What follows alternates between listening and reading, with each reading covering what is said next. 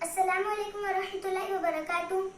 میں عائشہ زرنین مجیب خان، میں آپ کے سامنے مختصر خلاصہ پارہ نمبر 1 پیش کرنے جا رہی ہوں۔ مغل سماعت فرمائیں۔ اس پارے میں 5 باتیں ہیں۔ نمبر 1 اقسام انسان، نمبر 2 اعجاز قرآن، نمبر 3 قصہ تخلیق حضرت آدم علیہ السلام، نمبر 4 احوال بنی اسرائیل، نمبر 5 قصہ حضرت ابراہیم علیہ السلام۔ نمبر 1 اقسام انسان 3 ہے: مومنین، منافقین اور کافرین۔ مومنین کی 5 صفات مذکور ہیں۔ نمبر 1 ایمان بالغیب، نمبر 2 اقام الصلاۃ، نمبر 3 انفاق، نمبر 4 ایمان بالکتب، نمبر 5 یقین بالآخرہ۔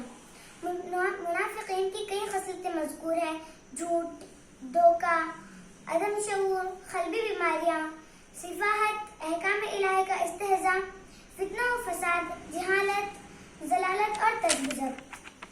اور کفار کے بارے میں یہ بتایا کہ ان کے دلوں اور کانوں پر مہر اور آنکھوں پر پردہ ہے۔ نمبر 2 اعجاز قرآن۔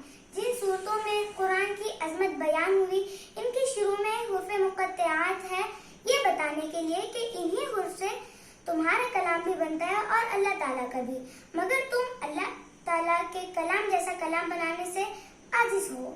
نمبر 3 قصہ حضرت آدم علیہ السلام۔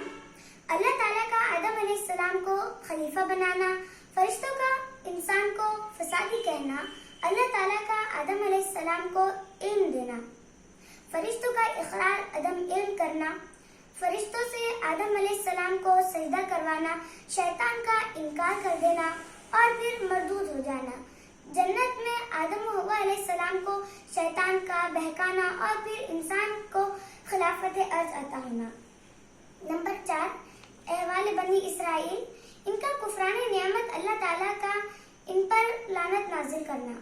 نمبر 5 قصہ حضرت ابراہیم علیہ السلام۔ حضرت ابراہیم علیہ السلام کا اپنے بیٹے کے ساتھ مل کر خانہ کعبہ کی تعمیر کرنا اور پھر اللہ تعالیٰ سے اسے قبول کروانا اور پھر توبہ و استغفار کرنا۔